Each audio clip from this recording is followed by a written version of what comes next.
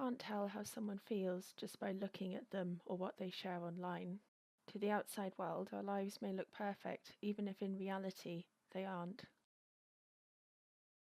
I'm always worrying about doing well at school, and with end-of-year tests coming up, I'm not sure how much longer I can cope. My thoughts swarm around my brain, sometimes keeping me up all night. Some days it's just all too much, and I feel like I'm lost in space. When I did badly on one of my tests, I just about kept it together until I got home. Then I broke down crying in front of Mum. She listened for a bit, then she told me that just like physical health, we all have mental health.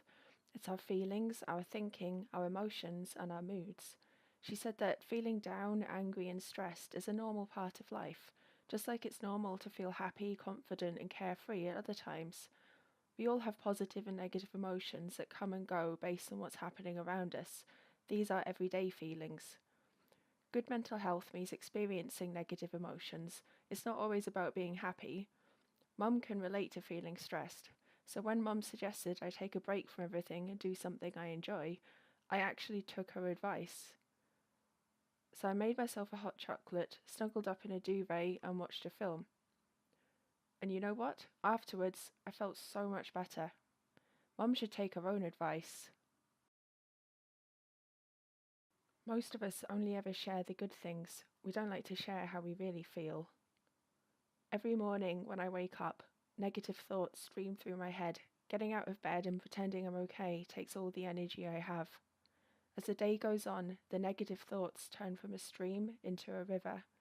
The water rushes through my head so loudly it's hard to concentrate in lessons, and some days it's so bad it feels like a waterfall that's trying to pull me over the edge. Everything is so overwhelming. I didn't think my friends would understand if I told them how down I was feeling, but when Sasha opened up to me about how stressed she was feeling, I told her. I wasn't sure how to bring up how I'd been feeling, so I started by saying that I didn't feel like myself. Just her listening made me feel like she understood.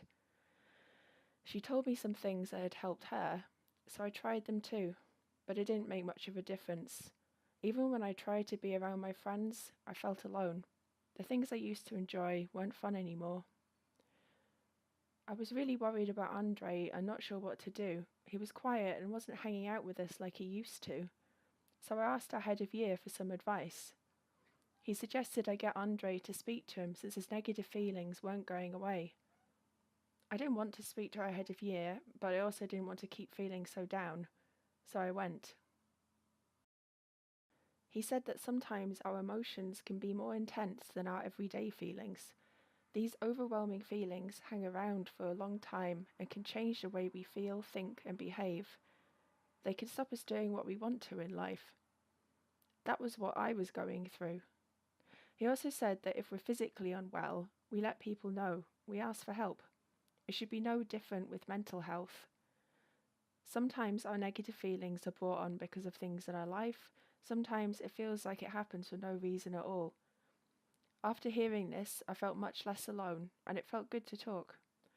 Scientists have found exercise can help when you're feeling low, so our head of year encouraged me to sign up to the school football club, which Sasha was already in.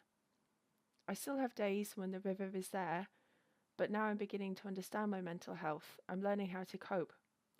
Our head of year reminded me that my friends, family, teachers, and lots of others at school are there to help just as much as he is. I had no idea the people around me could be so understanding. And while it's not always easy to talk about my mental health, the person I'm talking to might be able to help.